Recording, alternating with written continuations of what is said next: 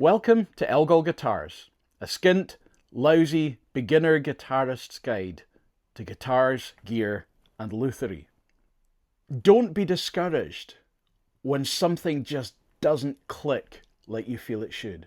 I've always found that my knowledge far exceeds my ability in whatever I try at life. For example, when I was younger, I took up golf for a little while. I played golf for probably a couple of years, and during that time, I loved devouring knowledge about golf. I read every golfing book I could get my hands on. I watched golf all the time on television.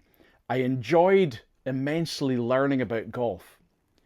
And then every so often I would get a chance to go onto the golf course and realize that I would only actually hit the ball maybe one time out of five. And even then, the chances of it going in a straight line in the direction I wanted it to go were very slim.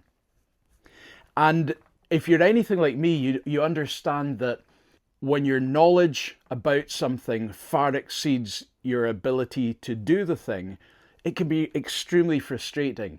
And it can be a frustration in learning the guitar. And learning the guitar shouldn't be a chore. It shouldn't be something that frustrates us. It should be a fun experience. So we need to learn sometimes how to get out of these ruts that we get in when things do become frustrating.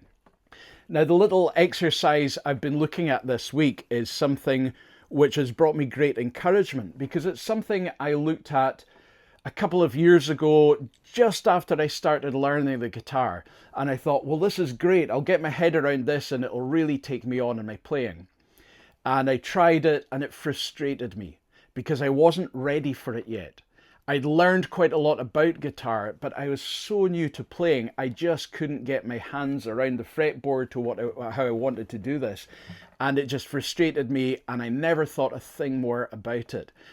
Until earlier this week, my son Callum was over and he was just playing away on the guitar, and he turned around and said, "Hey, do you know about this?" and showed me a little exercise. It was the exact same thing that I'd tried to learn a couple of years ago, but this time it clicked. It's one of these little exercises that once we get a hang of it, is really going to open up the fretboard for us and help us to find different chords in different places around the neck. The exercise is really just learning the different chords that go with the notes on a simple major scale. The great thing is realizing that there are set breaks or gaps between, or intervals between each note, and that they're the same for every major scale.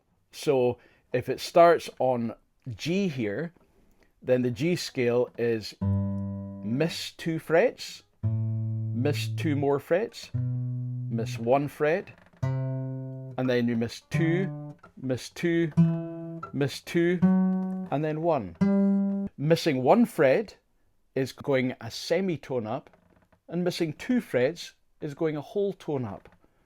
So just to get a hang of that helps us to see the major scale. So G, and then we go up a whole tone, a semitone, whole tone, whole tone, whole tone, semitone. And then we realize, well, every key we start in works the same. So for example, if we go to C on the next string, we start on the C and we go up 2 whole tones, 1 semitone, 3 whole tones, 1 semitone.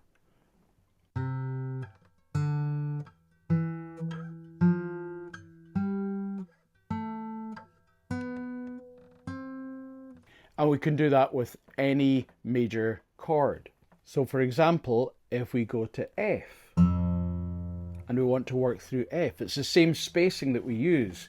F, and then you go up 2 frets or 1 tone. You go up 2 frets or 1 tone again, up 1 fret or a semitone, and then you've got up 2 frets or a tone, but do it 3 times, and then up 1 fret or semitone, and that is the major F scale. But then we can put the chords with that. So here are the chords in a simple triad shape that go up the F scale.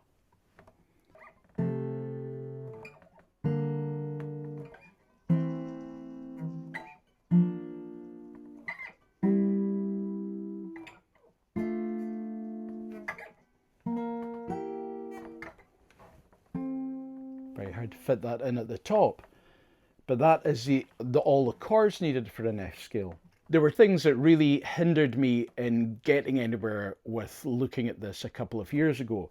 The first was I just couldn't get my head around where there were 2 fret gaps and where there was 1. The second thing was I couldn't get my head around where it was supposed to be a major chord and where it was supposed to be a minor, or even the diminished, just to confuse things. The most important thing was that I really struggled with changing between the 3 shapes. So going up the scale using this triad involves the major and then the minor shape and then the diminished shape. And I really struggled to go back and forth between them. So this time it just seemed to click more. And so I've been spending more time just working through up and down the scales, changing between the 3 shapes when needed.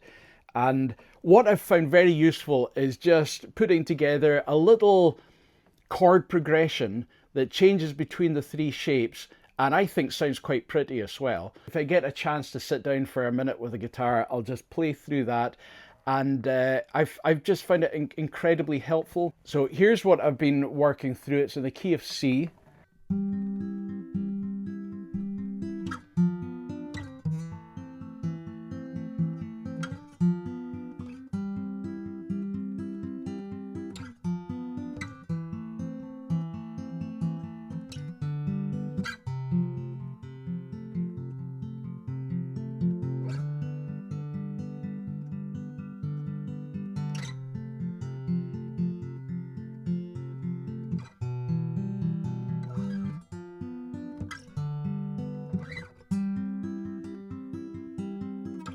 There's several things I've found really helpful about working through this little exercise.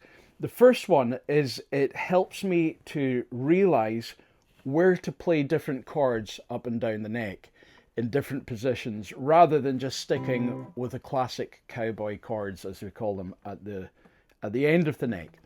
Secondly, I've found it very helpful in trying to help me to learn where the notes are, even in these top 2 strings. Once you know where the note is, then you know where you can place the triad shape.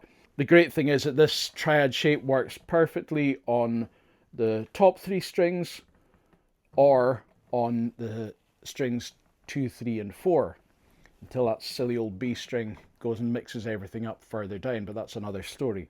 Another thing this has really helped me with is that it's a really easy tendency to just play the simple chords that we know off the top of our head. So for example, if I'm playing something in G, then the temptation is to only ever use a G, a C, a D, and an E minor. And we can pretty much struggle through most songs using just those 4 chords. You forget that there's also the A minor, etc. There's all these other chords within the scale.